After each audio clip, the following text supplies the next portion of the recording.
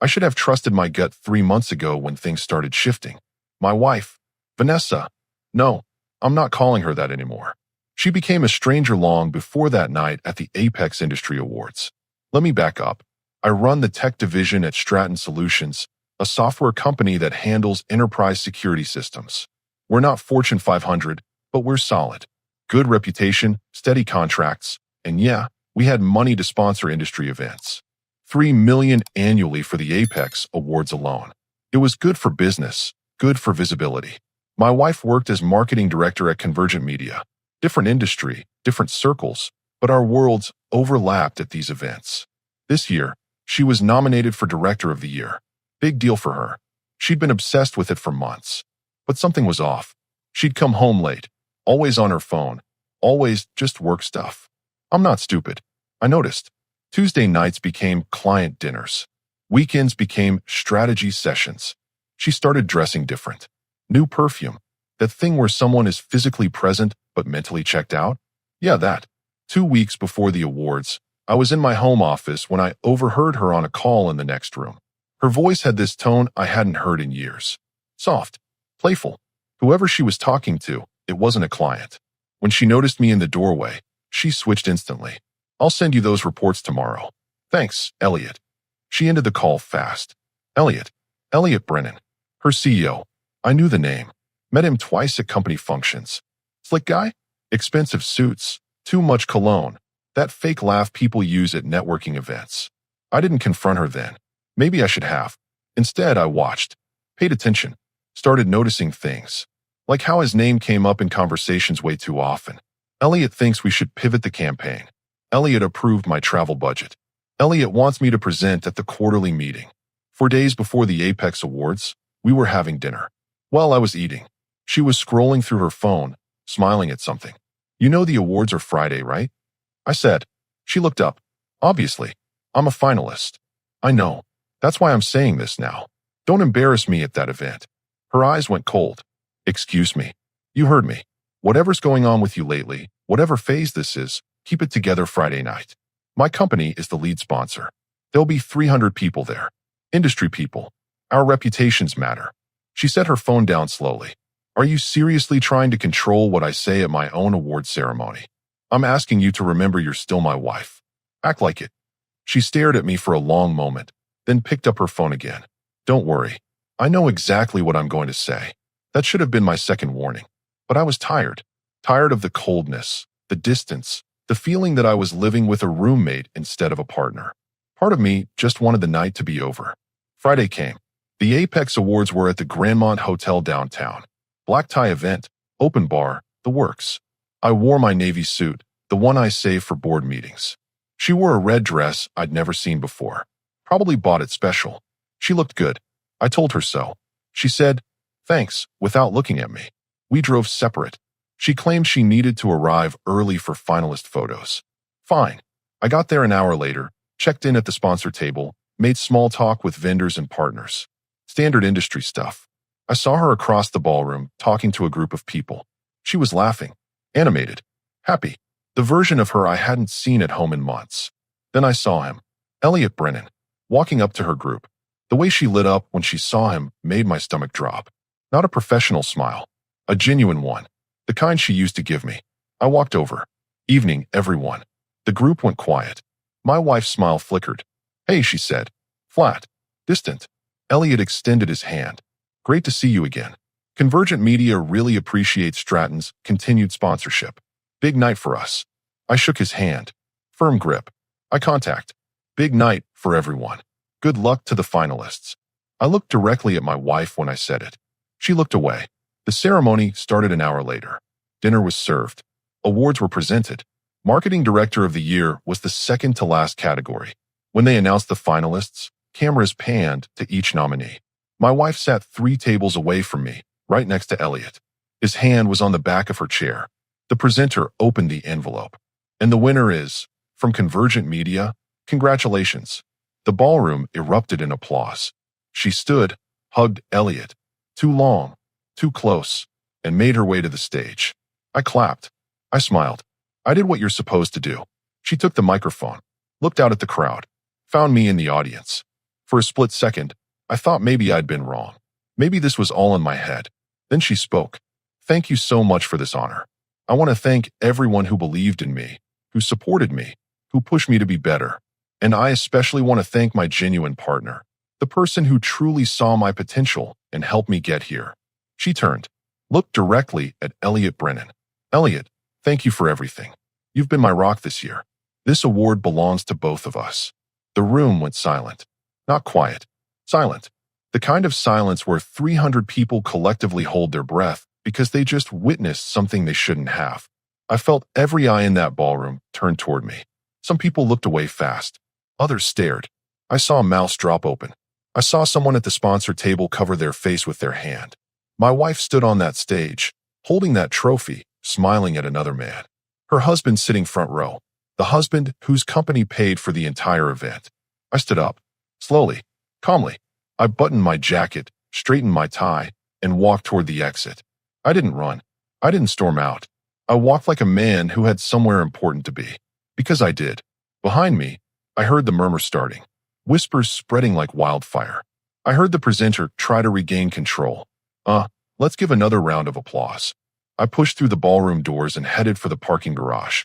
My phone buzzed in my pocket. Then again, and again. I ignored it. I was almost in my car when I realized. Her phone. She'd left it on our dinner table. I'd noticed it there when I got up. A small black rectangle she'd forgotten in her moment of glory. I turned around, went back into the hotel, straight to our table. Her phone sat there, screen lighting up with notifications. I picked it up. No password. She'd disabled it months ago, said it was annoying. The messages were from Elliot. What did you just do? Call me right now. The sponsor just pulled out. All of it. What the hell happened? That's her husband's company. Are you insane? I took a photo of the messages with my phone. Then I set hers back down on the table, exactly where I found it. Then I walked out of that ballroom for the last time. I didn't sleep that night. Didn't try to. I sat in my home office with a glass of whiskey I never drank, staring at the photo on my phone. Elliot's panic messages. The words that confirmed everything I'd suspected for months. She came home around midnight.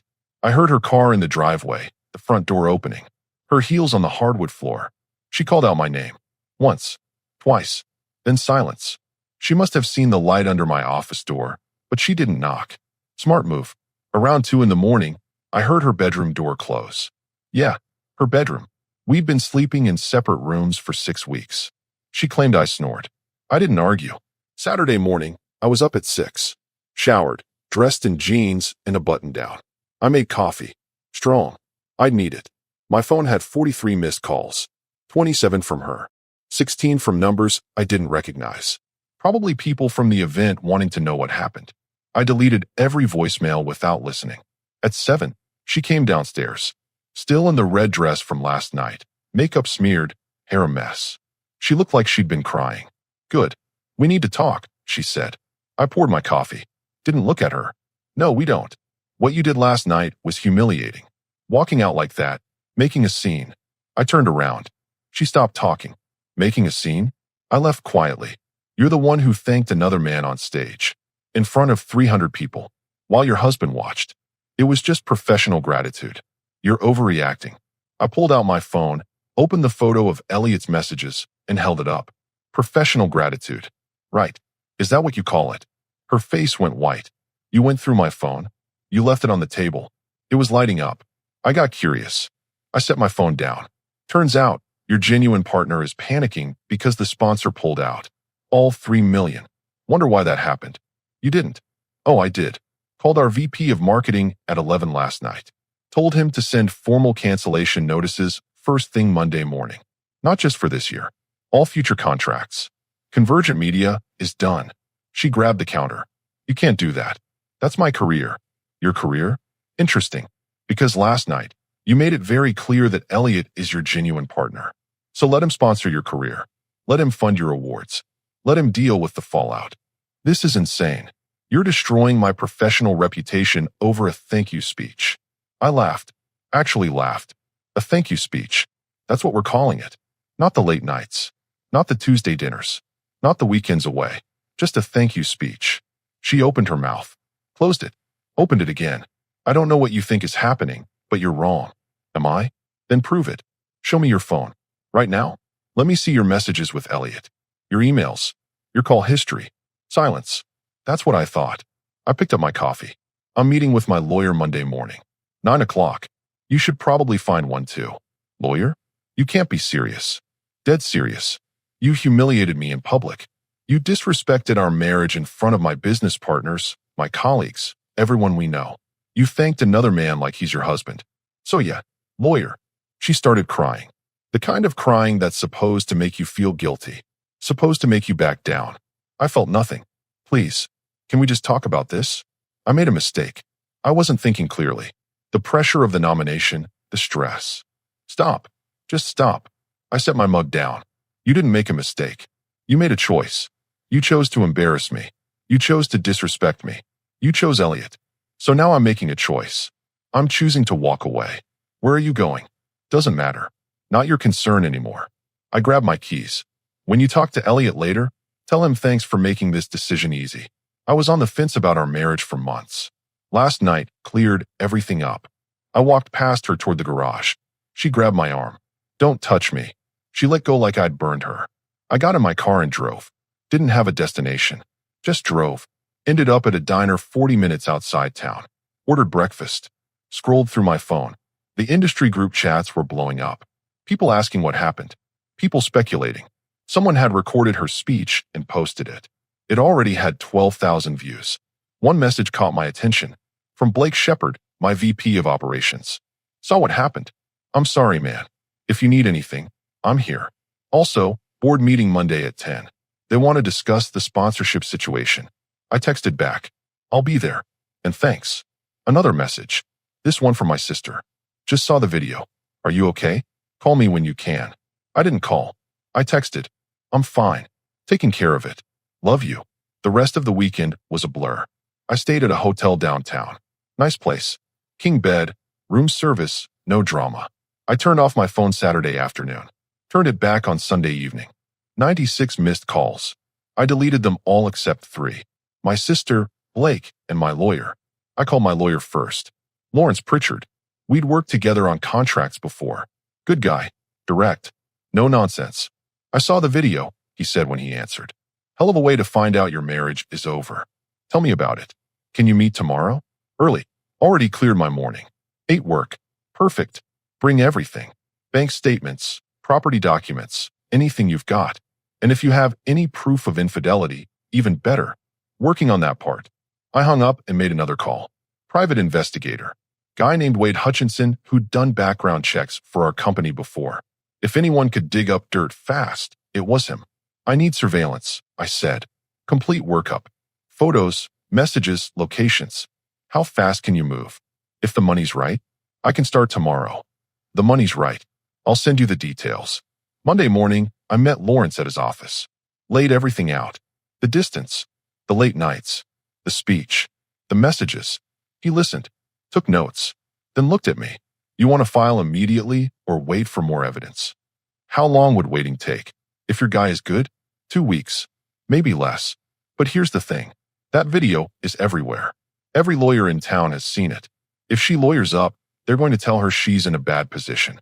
Public humiliation of a spouse is not a good look in divorce court, especially when that spouse is the primary earner. So file now. File now. Fast and clean. We can always amend if more evidence comes in. But right now, you've got public documentation of her thanking another man as her genuine partner. That's gold. Do it. He pulled out papers. I signed. 20 minutes later, I was officially filing for divorce. At 10, I walked into the board meeting.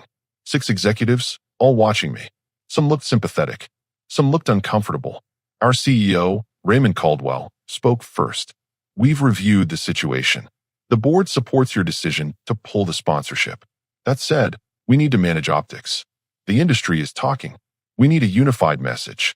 The message is simple, I said. Stratton Solutions maintains the highest standards of professional integrity.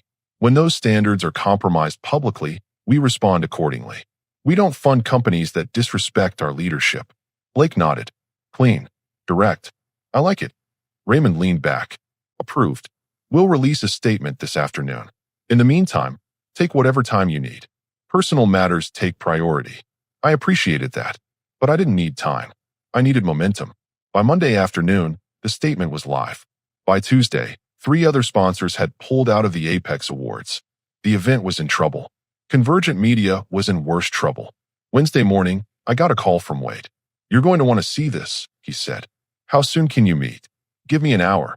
What he showed me changed everything. Wade's office was in a strip mall between a tax preparation service and a nail salon.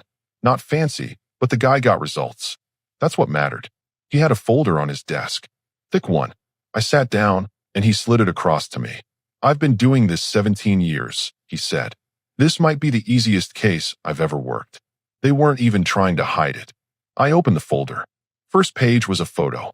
My wife and Elliot. Outside a hotel. The Riverside Inn, about 30 miles from our house. His hand was on her lower back. She was laughing at something he said.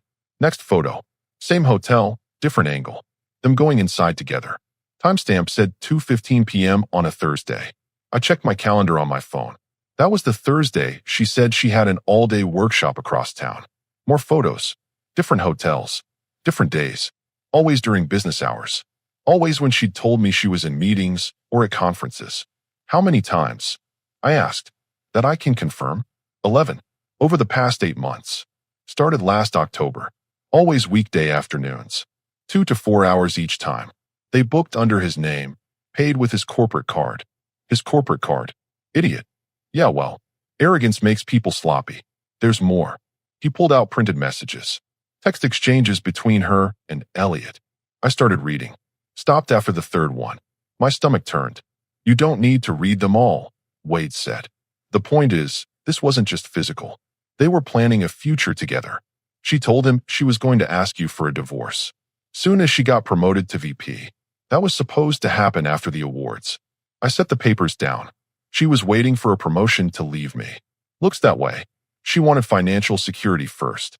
The promotion came with a 30% raise and better benefits.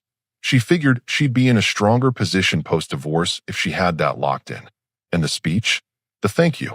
Wade pulled out another document. Screenshots of messages between her and Elliot from the week before the awards. One message from her. "I'm going to make sure everyone knows who really supports me." His response. "Just be smart about it. We don't need drama before your promotion is official." Her reply. "Don't worry. I'll handle it perfectly." I laughed. Bitter. Harsh. She handled it perfectly, all right. "Here's where it gets interesting," Wade said. "I talked to a source at Convergent Media. Off the record. After your company pulled the sponsorship, the board called an emergency meeting. They're furious. $3 million gone. Other sponsors pulling out because they don't want to be associated with the mess. The Apex Awards might get canceled entirely. Good. It gets better. The board started investigating Elliot. Turns out he's been using company resources for personal matters for years. Corporate card for hotel rooms. Company car for weekend trips. Expense reports that don't add up. Your situation just gave them an excuse to dig deeper." I leaned back in my chair. "So he's in trouble too. Major trouble. Word is they're considering termination. And if they fire him, your wife loses her biggest ally at the company. No promotion. Possibly no job. Possibly. She's good at her work. The board knows that. But she's now the person at the center of a massive scandal that cost them millions. They might keep her, but she'll never get that VP position. Not after this." I stood up, walked to the window, looked out at the parking lot. Soccer mom loading groceries. Old guy walking his dog. Normal people living normal lives. Meanwhile, my marriage was imploding in spectacular fashion. "What do you need from me?" Wade asked. "Everything you've got. Print it, organize it, make it court ready. My lawyer's going to want this." Already done. Second copies in the folder. I turned around. "You're efficient. I told you. Easy case." These two handed me everything on a silver platter. He paused. "For what it's worth, I'm sorry this happened. But at least you found out now instead of 5 years from now. Small comfort. But yeah." I took the folder and left. Drove straight to Lawrence's office. He was with a client, but his assistant said he'd call me when he was free. I went home instead. Home. Funny word for a place that didn't feel like one anymore. I walked in through the garage. The house was quiet. Her car wasn't in the driveway. Good. I wasn't ready for another confrontation. I went to my office, spread the evidence across my desk. Photos. Messages. Hotel receipts. Timeline of events. It was all there. 8 months of lies. 8 months of her pretending to be tired, stressed, overworked, when actually she was with him. My phone rang. Lawrence. Got your message, he said. You found something? Found everything. Can you come by? I don't want to discuss this over the phone. Give me an hour. He showed up 53 minutes later. I walked him through every piece of evidence. He took his time, reading everything, making notes. When he finished, he looked at me. This is airtight. With this, plus the public humiliation at the awards, you're in the strongest position possible. She won't get anything beyond what the prenup stipulates. We have a prenup? You don't remember signing one? I thought back. 5 years ago, week before the wedding. She'd said it was just a formality, something her lawyer recommended. I'd signed it without reading too carefully. I was in love. Stupid. I remember now. What's in it? I'll need to review the actual document. But typically these protect premarital assets. Your company shares, your investments, anything you owned before marriage. She'd be entitled to half of what you earned during the marriage. But given the infidelity evidence, we can argue for a reduced settlement. How reduced? Depends on the judge. But we're talking significantly less than 50%. Maybe 20. Maybe less. And the house. Yours. You owned it before you got married. Prenup should protect that. I felt something unfamiliar. Relief. Actual relief. So she gets nothing. She gets something. Just not what she probably expected. He closed his folder. I'll file an amendment to the divorce petition. Include all this evidence. She'll get served in the next few days. Once she sees what we have, my guess is she'll want to settle quickly. What if she doesn't? Then we go to court. And we win. Easily. After Lawrence left, I sat in my office for a long time. Just sat there. Processing. My wife of 5 years had been planning to leave me. Had been sleeping with her boss. Had publicly humiliated me as part of some twisted strategy to paint herself as the victim. And now she was about to lose everything. My phone buzzed. Text from Blake. Convergent Media just announced they're postponing the leadership changes. No promotions happening this quarter. Thought you'd want to know. I smiled. First genuine smile in days. I texted back. Thanks for the update. Another text came through. Unknown number. This is Elliot Brennan. We need to talk. Please call me. I deleted it. Then I blocked the number. Some conversations aren't worth having. She got served Thursday afternoon. I know because she called me 60 seconds later, screaming. Are you kidding me right now? Adultery? You're actually claiming adultery. I was in a meeting. Excused myself. Walked into the hallway. I'm claiming facts. You want to dispute them? Talk to your lawyer. I don't have a lawyer yet. Then get one. You're going to need it. She was crying now. The angry kind. You're trying to destroy me. Everything I worked for, you're just taking it all away. I'm not taking anything. You gave it away yourself. That speech? That was your choice. Elliot, your choice. Lying for 8 months? Your choice. I'm just responding. It wasn't 8 months. I stopped walking. Excuse me. Silence on her end. Then, quietly, it wasn't that long. Wade's evidence says otherwise. 11 hotel visits. Documented. Starting last October. You want to keep lying, or you want to accept reality? More silence. Here's what's going to happen, I said. You're going to read those divorce papers. You're going to see exactly what I have on you. Then you're going to call a lawyer and figure out your next move. But understand this. You humiliated me publicly. You disrespected me, our marriage, everything. So no, I don't feel bad. Not even a little. I hung up. 2 days later, her lawyer called mine. They wanted to negotiate. Lawrence called me with the update. She's willing to settle. Wants to avoid court. Her lawyer knows how bad this looks. What's she asking for? 25% of marital assets, the car she drives, and 6 months to find new housing. Counter with 15%, the car, in 3 months. Done. The negotiations took a week. Back and forth. Finally, we landed on 18%, the car, in 4 months. I could live with that. But the fallout wasn't finished. Friday morning, Convergent Media announced Elliot Brennan's termination. Effective immediately. The press release cited misuse of company resources and conduct unbecoming of leadership. My wife called again. He got fired. Are you happy now? That wasn't me. That was him making bad choices. You ruined his career. He ruined his own career. Corporate credit cards leave trails. He should have thought about that before booking hotel rooms. I'm getting demoted. They're moving me to a different department. Lower pay, No direct reports. All because of you. All because of your choices. Own them. She hung up on me that time. 3 weeks after that, the divorce was finalized. I signed the papers in Lawrence's office. She signed them remotely. We didn't see each other. Didn't need to. The house was mine. Most of the assets were mine. She took her settlement and left. I heard through mutual friends she moved 2 hours away. New city. Fresh start. Elliot apparently moved to another state entirely. Their relationship didn't survive the scandal. Shocking. The Apex Awards got canceled that year. Too many sponsors pulled out. The organization blamed unforeseen circumstances. Industry people knew the truth. And me? I was done looking backward. 6 months passed. The industry moved on. People stopped asking about the awards night. New scandals replaced old ones. That's how it works. I got promoted to VP of Strategic Development. Raymond said I'd earned it. Handled the crisis with dignity. Kept the company's reputation intact. The board agreed. My team grew. We landed 3 major contracts that quarter. Business was good. Better than good. I started going to the gym again. Lost 15 pounds. Felt stronger. Clearer. Turned out, carrying a dead marriage around takes more energy than you realize. One Tuesday, Blake invited me to a networking event. Tech industry mixer. I almost said no. Then figured, why not? That's where I met Jordan. She worked in cybersecurity consulting. Sharp. Confident.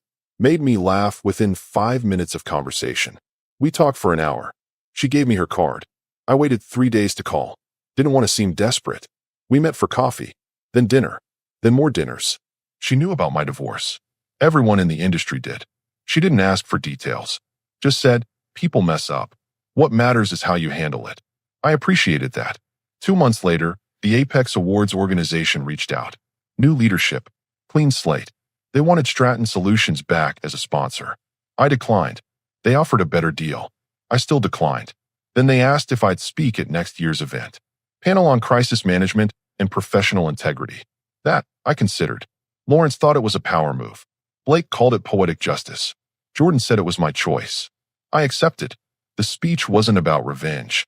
Wasn't about my ex-wife or Elliot. It was about maintaining standards.